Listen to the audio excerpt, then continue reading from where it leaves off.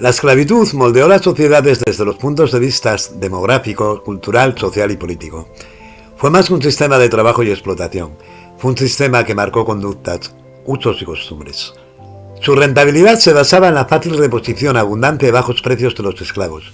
Cuando alguno de estos factores fallaba, los hacendados y las autoridades tenían que buscar mano de obra en otros mercados diferentes a África y gestionar políticas de contratación de trabajadores dispuestos a realizar el mismo trabajo que un esclavo bajo una apariencia de contrato real.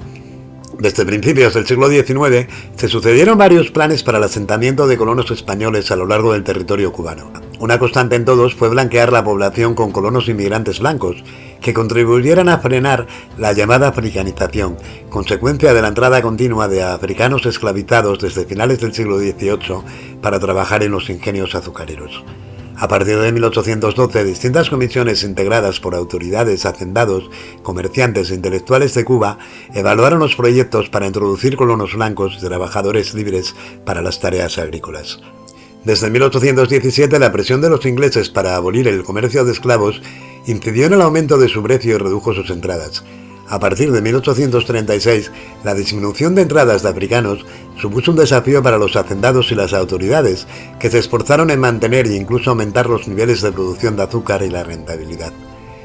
En pocos años, entre 1846 y 1850, la llegada de esclavizados llegó a descender en un 27%, pero el cultivo del azúcar no podía parar, especialmente cuando la industria estaba en expansión como consecuencia de la ampliación de las tierras cultivables tras la construcción del ferrocarril a partir de 1837 y del aumento de la demanda de azúcar en los mercados de Estados Unidos y Gran Bretaña. En este contexto, Urbano Feijoo Sotomayor, diputado a Cortes en distintos momentos, propuso la inmigración de trabajadores españoles a Cuba en 1853. Para ello fundó la Compañía Patriótica Mercantil, de ayuda a Cuba y salvación de Galicia. Su plan coincidió con unos años en Galicia marcados por el hambre, las crisis agrarias y las epidemias. Feijoo conocía Cuba. Allí su hermano Jaime había emparentado con una de las familias de la oligarquía de origen vasco, los Lataza de María Tom. A través de esta unión se convirtió en administrador de los bienes de la familia, propietaria de ingenios, haciendas, porteros y cafetales. Años después le concedieron la explotación de los ingenios durante 6 años a un precio muy bajo, 12.000 pesos al año. Su mala gestión mermó la producción de estas tierras. Desde su posición, Urbano Feijoo supo de manera directa los problemas de mano de obra que tenía Cuba para hacer que el cultivo y la producción de azúcar siguieran generando riqueza. Para mantener la rentabilidad de este negocio, sabía que el uso del trabajo esclavo era uno de los factores principales.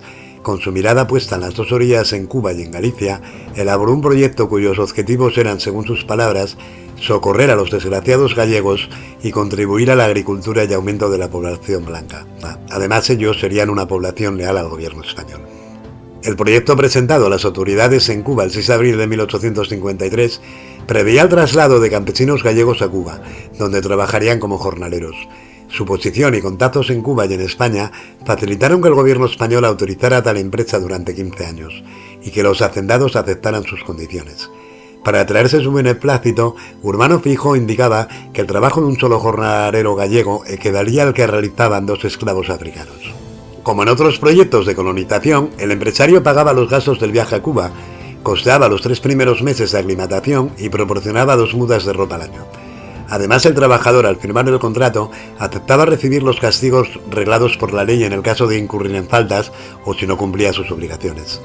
Se valió del hambre, la necesidad y la miseria de los gallegos, quienes aceptaron que trabajarían por un sueldo muy inferior al que recibían otros trabajadores libres en la isla. Entre marzo y agosto de 1854, la compañía trasladó en 8 expediciones a 1.744 campesinos gallegos de todas las edades. La primera expedición, con 315 hombres, llegó a La Habana el 6 de marzo de 1854, en la fragata Villa de Neda.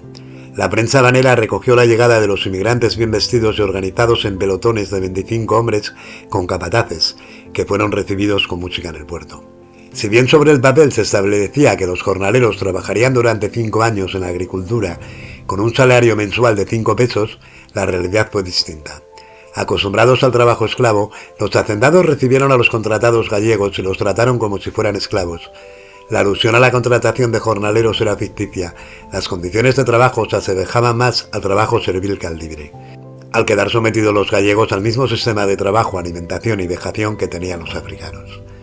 Además, pronto se comprobó que la pretendida aclimatación después de los 3 meses de llegar no se producía y que muchos gallegos padecían enfermedades, algunas de ellas propias de los trópicos, más aún al estar debilitados por el excesivo trabajo, la mala alimentación y la falta de condiciones higiénicas.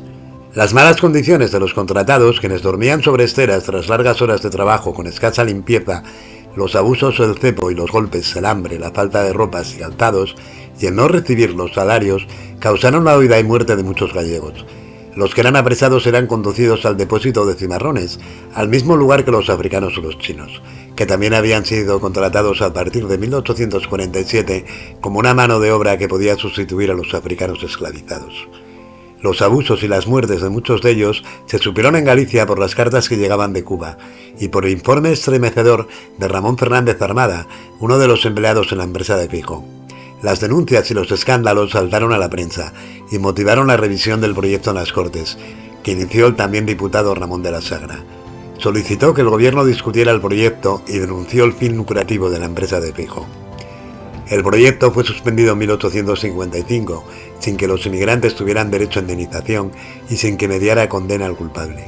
A pesar del escándalo, tras regresar a España, Feijó continuó siendo diputado, hasta que volvió a obtener en 1881 por la provincia cubana de Matanzas. Además, quedó exento de responsabilidades morales y económicas. De los gallegos que viajaron, volvieron alrededor de 500. De los que quedaron en Cuba, sabemos que algunos trabajaron en la agricultura o en las obras del ferrocarril fuera de la contrata que los quiso reducir a esclavos.